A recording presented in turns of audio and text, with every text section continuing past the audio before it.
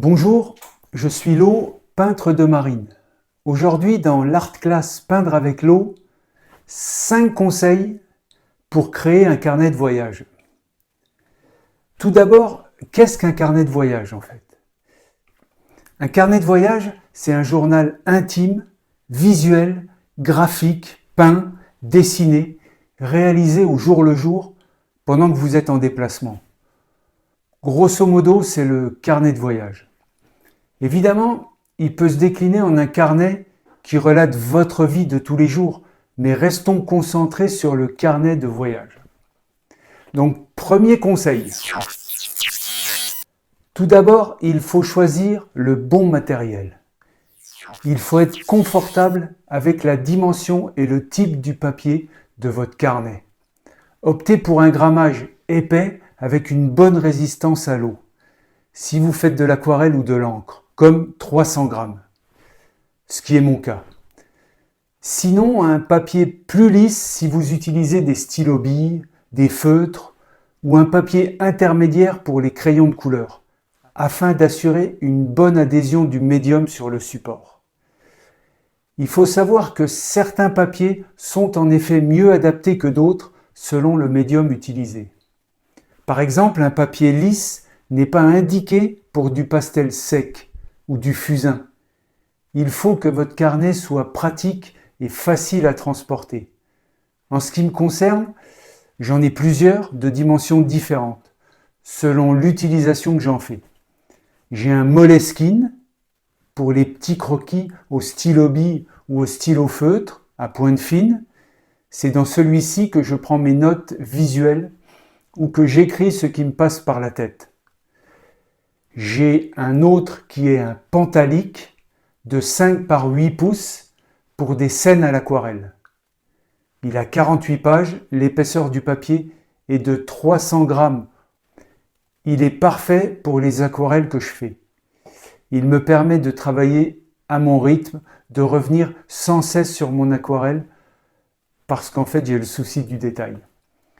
Il rivalise avec un autre que j'ai qui s'appelle Paul Rubens, Watercolor. C'est un journal qui a 20 feuilles, 300 grammes.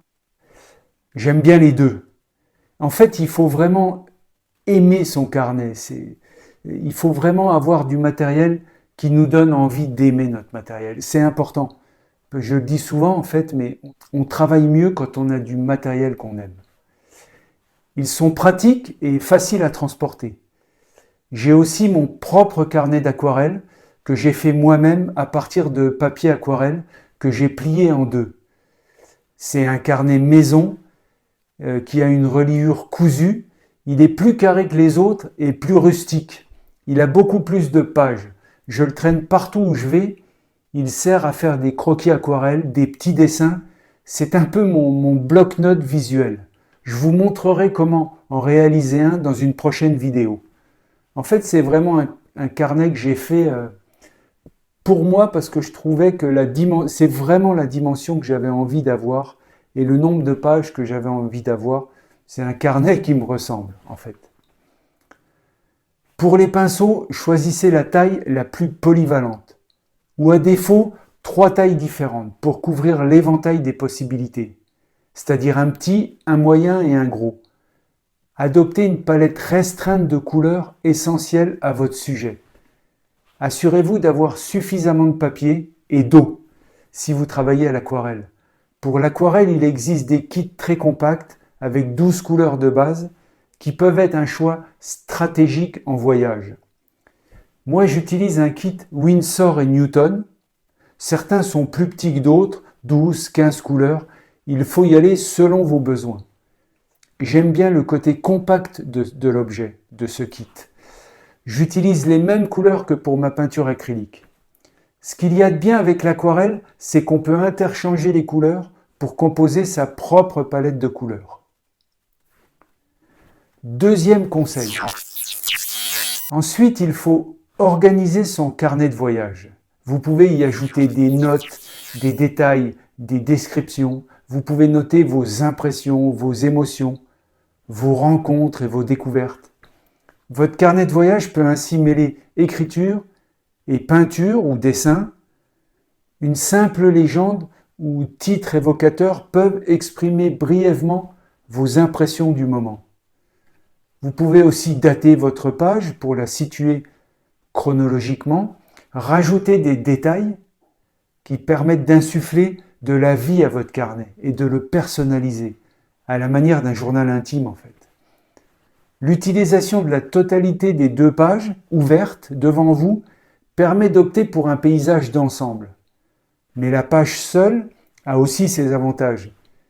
Une diversité entre les formats de vos croquis et ou de vos peintures apporte un rythme dynamique, des plus attrayants en fait. Rien ne vous empêche aussi de coller des éléments de votre voyage.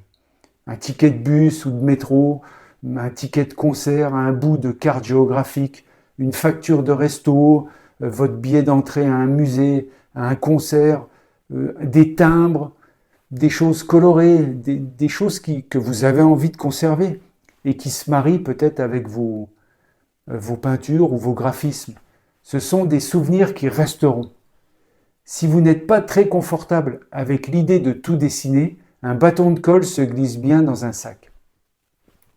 L'innovation et la créativité doivent être sans limite pour créer votre carnet de voyage. C'est mon avis. 3e conseil. Ensuite, il faut s'exercer à l'esquisse pour enrichir votre carnet de voyage avec des souvenirs authentiques. Pratiquez l'esquisse rapide et capturez l'instant présent. Entraînez-vous à dessiner rapidement des paysages, des architectures, des scènes urbaines ou rurales. Laissez le côté perfectionniste de l'image. Libérez-vous par l'esquisse rapide, spontanée, même gribouillée. Votre sens de l'observation sera capable de saisir les petits détails du moment. Vivez l'instant présent pour capturer ce qui vous touche. Pour ma part, j'ai tendance à être lent quand je dessine. J'utilise souvent des photos pour terminer mes aquarelles débutées sur place. J'aime aussi à l'occasion gribouiller un dessin vite fait et le mettre en couleur. Ça donne un autre effet. Quoi que vous choisissiez de faire, souvenez-vous que l'évolution de votre dessin viendra avec la pratique régulière. La confiance en vous viendra et ce sera de plus en plus plaisant. Évidemment, il faut voir votre carnet de voyage comme un journal de terrain. Il faut que ce soit régulier et constant, comme si vous écriviez votre journal intime une fois par jour. En plus, ça vous fait prendre conscience de ce qui vous a marqué dans votre journée. C'est important, c'est comme un petit retour sur les faits importants de la journée. 4e conseil. Ensuite, il faut jouer avec les couleurs et la lumière. Les couleurs et la lumière sont des éléments importants, essentiels, pour donner le ton à une scène vivante. Utilisez votre palette restreinte pour explorer la couleur. Osez les mélanges, nuancez les contrastes. Les nuances donneront du relief et de la profondeur à votre travail. Les jeux de lumière ajouteront de la brillance et de la douceur. Vos souvenirs de voyage seront édulcorés par les teintes sublimées. Personnellement, j'apprécie les détails et j'essaye de les retranscrire le plus fidèlement possible. C'est mon côté de peintre de marine hyper réaliste qui ressort. Mais vous n'êtes pas obligé de vous tenir à la stricte réalité des couleurs. Vous pouvez mettre de l'ambiance dans une journée grise ou tout ce que vous voulez. 5e conseil. Ensuite, il faut capturer l'instant présent. Il faut prendre le temps d'observer, de ressentir l'environnement dans lequel vous vous trouvez. L'aquarelle ou le dessin sur le motif, croqué sur le vif, en plein air, est une expérience d'immersion.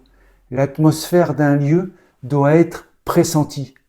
Ne cherchez pas forcément à être réaliste.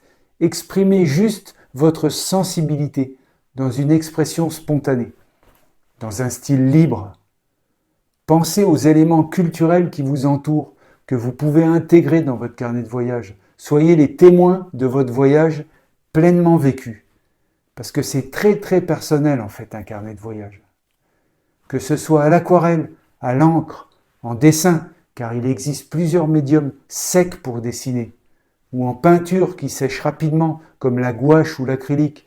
Vous pouvez mélanger les médiums dans votre carnet de voyage vous êtes complètement libre.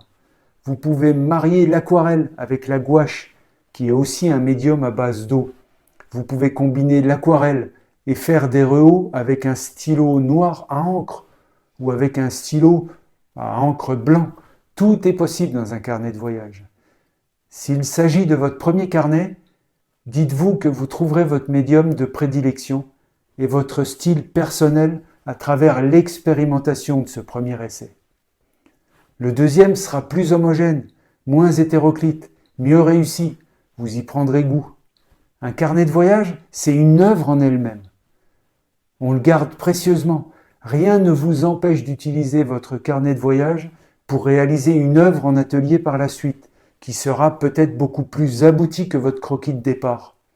Vous pourrez même exposer votre carnet dans une exposition. N'ayez pas peur d'être créatif ou créative. En résumé, les 5 conseils à garder à l'esprit sont 1. Choisir le bon matériel. 2. Organiser son carnet de voyage. 3. S'exercer à l'esquisse. 4. Jouer avec les couleurs et la lumière. 5. Capturer l'instant présent.